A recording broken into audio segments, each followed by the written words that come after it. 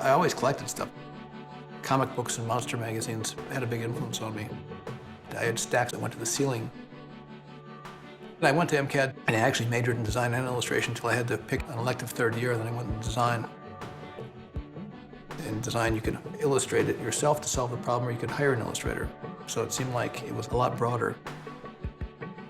My design instructor, Peter Seitz, he was the biggest clash between the German modernist European design approach and my silly little drawings, as he used to call them. He was also my first employer. Just worked on brochures, a lot of corporate stuff. But I did posters on the side, which was kind of my love. The Walker Art Center had a 20th century poster exhibition. The local newspaper kind of featured that and then did a side story on the posters I had designed. I think Duffy saw that and then gave me a call. I worked there for 2 years and then became a partner and worked there for 2 more years. And they were bought by Michael Peters and Partners. Kind of thought it was time to start up on my own at that point. Exchanged my shares of Duffy stock and they released me from my no-compete, which allowed me to take French paper with me. I just liked their paper and I kept sending them samples of things that I designed on their paper. We do new paper development with them. We do all the promotions, advertising. Still our client almost 30 years later. There's this retired commercial artist from California, Clyde Lewis, moved to Boone, Iowa, and I met him in 1974. And I went over and knocked on the door and just said, hey, you know? And he was amazing. I mean, he could draw at the speed of light, do his own hand lettering.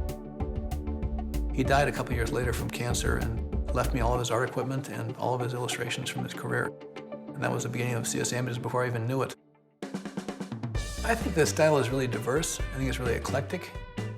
Some people use the word vintage, but to classify the entire archive, especially as vintage, would be really kind of selling it short. Vernacular is the base source of inspiration, the history of design, the history of illustration, of printed things. Compiling more illustration and design and icons and typography and finding out somebody actually had a use for it. Somebody actually wanted to license it.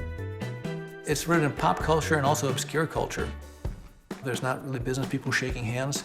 And if there is, it's making fun of that. It's kind of anti-stock, and it was never intended for corporate communications, ever. I don't like corporate communications very well. Didn't like designing them, don't like looking at them.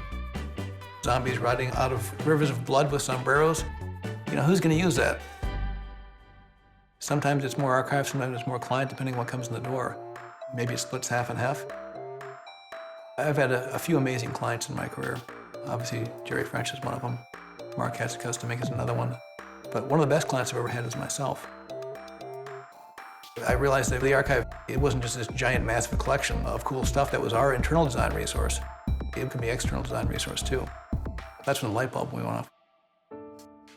Over 100 people have worked here in the last 25 years on the archive, doing original photography, 4,000 images in plastock, thousands and thousands of original illustrations, taking historic images and then detaching them from their context. You know, drawing things that look like that, drawing our own stuff in those styles, chopping things apart and half drawn and half found, and making them more modern and of our time and more relevant and usable. Some people think we just find this stuff. It's so beyond that. It's kind of staggering. The more I think about it, the more I realize that this is a museum of art for commerce. Technology is amazing, and what it can do is amazing, but it's taken away a lot of the time to really craft and to really think things out. Love craftsmanship, love people that did things by hand, love people that spent time, love people that gave a shit.